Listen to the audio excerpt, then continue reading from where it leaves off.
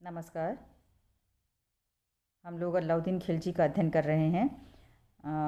हम देखते हैं कि अलाउद्दीन खिलजी है वो सल्तनत कालीन एक प्रमुख है जो शासक है, और इसके ऊपर कई सारे हैं जो प्रश्न हैं वो बनते हैं, चाहे वो ऑब्जेक्टिव टाइप प्रश्न हों, चाहे वो निबंधात्मक प्रश्न हों। बहुत सारे प्रश्न हैं वो अनिवार्य रूप से अलाउद्दीन खिलजी के ऊपर ज़रूर आते हैं। तो आप लोगों को इसका अध्ययन आवश्यक रूप से करना है। और मैंने पिछले वीडियोस के अंदर भी इसकी जो अलग अलग जो नीतियां हैं वो ली हैं। इसी क्रम के अंदर आज हम लोग अलाउद्दीन खिलजी की राजस्व और लगान व्यवस्था को देखेंगे। इसमें हम देखते हैं कि अलाउद्दीन की जो कर और लगान नीति थी वो भी एक शक्तिशाली और निरंकुश राज्य की स्थापना का साधन मात्र थी। अपनी साम्राज्यवाद नीति को कार्यान्वित करने और मंगलों से सल्तनत की सुरक्षा के लिए उसने एक विशाल सेना रखी थी, और ये जो विशाल सेना थी उसके लिए ना जो उसके खर्चे को पूरा करने के लिए उसको प्रतिवर्ष अपार धन की ज़रूरत होती थी। और इस ज़रूरत को पूरा करने के लिए ही अलाउद्दीन खिलजी ने राजस्व और लगान व्यवस्था के अंदर महत्वपूर्ण परिवर्तन किए थे। हम आइए देखते हैं कि अलाउद्दीन खिलजी की राजस्व व्यवस्था के प्रमुख जो विशेषताएं क्या क्या थीं, यानी कि उसने कौन कौन से कदम हैं वो लगान व्यवस्था को सुधारने के लिए उठाए थे। पिछले वीडियो के अंदर भी मैंने आपको बताया था कि उसने जो अध्यादेश जारी किया था अमीरों और जो मंत्रियों के विशेषाधिकारों को समाप्त करने के लिए, उनकी शक्ति को कम करने के लिए अनुदान और पेंशन की जो भूमि है वो जब्त की थी। तो राजस्व व्यवस्था के अंदर जो उसका जो पहला है जो सुधार था, उसने जो पुराने सुल्तानों द्वारा प्रदत्त सभी सरकारी अनुदान हैं, इनाम हैं और पेंशन हैं, उसकी भूमि को जो जब्त करने का आदेश दिया था। डॉक्टर UN डे हैं वो कहते हैं कि उसने उन लोगों की भूमि को जब्त कर लिया जो राज्य की कोई सेवा नहीं कर रहे थे, और उस भूमि को उसने उन लोगों में बांट दिया जो राज्य को उपयोगी सेवाएं दे रहे थे। तो इस तरह से हम देखते हैं कि अलाउद्दीन के इस कदम से जो राज्य की भूमि में जो वृद्धि हुई और भूमि का अधिग्रहण है वो योग्य और उपयोगी हाथों में हुआ, और पुराने से जो सरदार थे उनका जो प्रभाव है वो कम पड़ गया। और सुल्तान ने जो मतलब जो ये भूमि जो मतलब ली थी, जैसे कि डॉक्टर त्रिपाठी की मान्यता है कि इस प्रकार के कदम के पीछे अलाउद्दीन का मुख्य ध्येय समस्त भूमि पर सुल्तान में सुल्तान के अंदर ही जो मतलब जो सुल्तान का भूस्वामित्व है वो स्थापित करना था। कारण चाहे जो भी रहा हो, लेकिन इसको लागू किए जाने से राज्य की जो राजकीय आय थी उसके अंदर पर्याप्त वृद्धि हुई थी। दूसरा क्या था, उसने जो अलाउद्दीन ने उन सभी वंशानुगत लगान अधिकारियों, जैसे कि जो खुद थे या फिर बाद में जो खुद जो ज़मींदारों को कहते थे और मुकद्दम थे और चौधरी थे, उनके विशेषाधिकारों पर जो उसने चोट पहुंचाई थी। ये एक जो मतलब जो संयोग की बात है कि ये सारे के सारे जो अधिकारी थे, लगान एकत्र करने वाले जो अधिकारी थे, क्योंकि उस समय जो मुसलमानों की संख्या काफ़ी कम थी और जो लगान एकत्रित करने का कार्य है वो हिंदू ही करते थे। तो इसने जो मतलब जो इनके विशेषाधिकारियों को समाप्त करने के पीछे अलाउद्दीन का तर्क था कि वो किसानों से अधिकतम लगान एकत्रित करते थे, लेकिन यथासंभव वो अपने पास रख लेते थे और जो राज्य को जो बहुत कम कर देते थे। इसी तरह से वो खिराज है और जजिया जैसे कर हैं उनसे भी बचते थे, इसलिए धनी हो गए थे।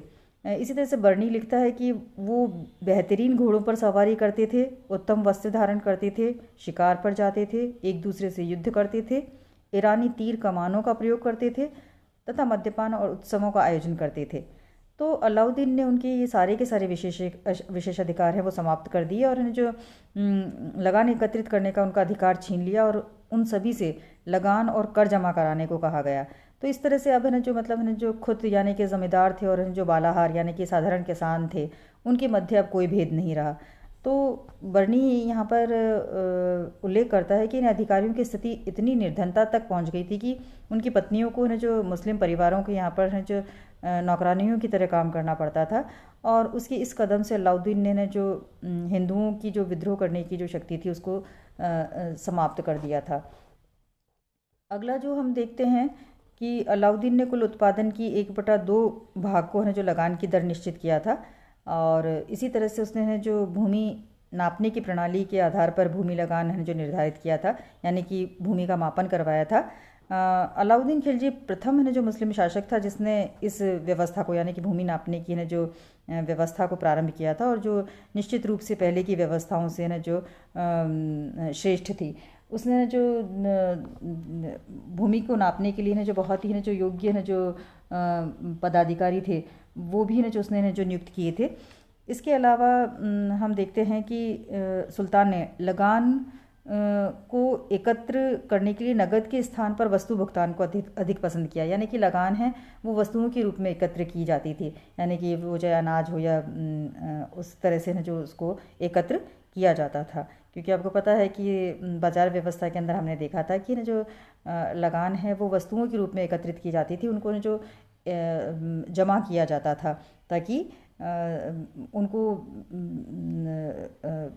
जो सरकार है या राज्य है वो है जो निश्चित मूल्य पे बेच सके। अगला जो विशेषता हम देखते हैं, उसने ना जो 2 नए कर भी लागू किए थे, मकान कर और चारागाह कर। चारागाह कर है ना जो दूध देने वाले जो दुधारू पशु थे उनके ऊपर लगाया जाता था। इसी तरह से उसने ना जो जजिया कर है, सिंचाई कर है, निर्यात कर है, वो पहले जैसे ही है ना जो उसने रखे थे, यानी कि वो भी है जो वसूले जाते रहे थे।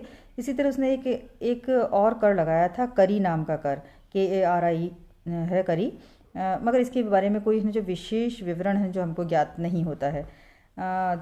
लेकिन फिर भी है जो देख सकते हैं कि अलाउद्दीन की इस व्यवस्था से कृषकों पर है जो भारी बोझ पड़ा होगा। संभवतः किसानों को अपनी आय का 70 से लेकर 80% भाग राज्य को दे देना पड़ता था। इसके अलावा उसने क्या था कि ना जो लगान की ना जो लगान प्रशासन है इसकी देखभाल के लिए एक ना जो नया विभाग खोला था जिसका नाम दीवाने मुस्तखराज रखा था। दीवाने मुस्तखराज में उसने ना जो अनेक ना जो कनिष्ठ और वरिष्ठ अधिकारियों को नियुक्त किया था, जैसे कि है ना जो मुहस्सिल है, आमिल है, गुमाश्ते हैं, नवी सनद है। तो इस तरह के अधिकारी या जो कर्मचारी हैं उनको उसने ना जो नियुक्त किया था।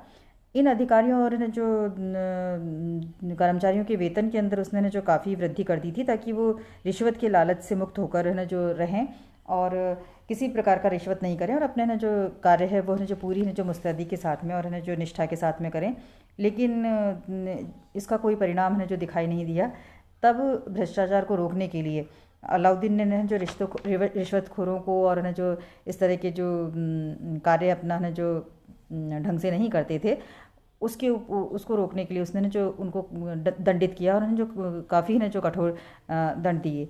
हालांकि ये कार्य अत्यंत कठिन था कि लगान विभाग से भ्रष्टाचार को पूर्णतः उखाड़ फेंक दिया जाए, लेकिन फिर भी न जो अलाउद्दीन अधिकारियों और प्रजा को उनके न जो दायित्व पूरे न करने पर की स्थिति में जो कठोर दंड देकर उनको आतंकित रखकर कुछ हद तक सुधार लाने के अंदर सफल रहा। तो इस तरह से हम आकर जो देखते हैं कि अलाउद्दीन की लगान नीति है उसको लक्ष्य को पूरा करने के अंदर जिस लक्ष्य से उसने ने जो बनाई थी उसके अंदर वो पूरी तरह से सफल रहा। उसका प्रमुख उद्देश्य था राज्य की आय को बढ़ाना और विद्रोह की संभावनाओं को ख़त्म करना, और इन दोनों ही लक्ष्यों को प्राप्त करने के अंदर है ना जो वो सफल रहा। इसी तरह से न जो UN डे की ने टिप्पणी की कि बढ़ी हुई दरों के बावजूद किसानों की ओर से कोई विरोध या विद्रोह नहीं हुआ। तो इससे ये निष्कर्ष निकलता है कि किसानों पर इस बढ़ी हुई दरों से कोई भौतिक रूप से प्रभाव नहीं पड़ा था, बल्कि किसानों को अप्रत्यक्ष रूप से संतोष प्राप्त हुआ था जब न जो उन्होंने न जो ये पाया कि उनके जो अधिकारी हैं उनको भी उन्हीं परेशानियों का सामना करना पड़ रहा है जिससे कि वो स्वयं काफ़ी समय से न जो पीड़ित थे। लेकिन है जो फिर भी है ना जो ये है ना जो हम कह सकते हैं कि ना जो इस नीति से ना जो जैसे कि जो डॉक्टर ताराचंद ने लिखा है कि यह नीति आत्मघाती थी क्योंकि उसने सोने के अंडे देने वाली मुर्गी को ही मार डाला था, और इस नीति में उत्पादन को बढ़ाने के लिए और जो कृषि में सुधार करने के लिए कोई कदम है वो नहीं उठाए गए थे। धन्यवाद।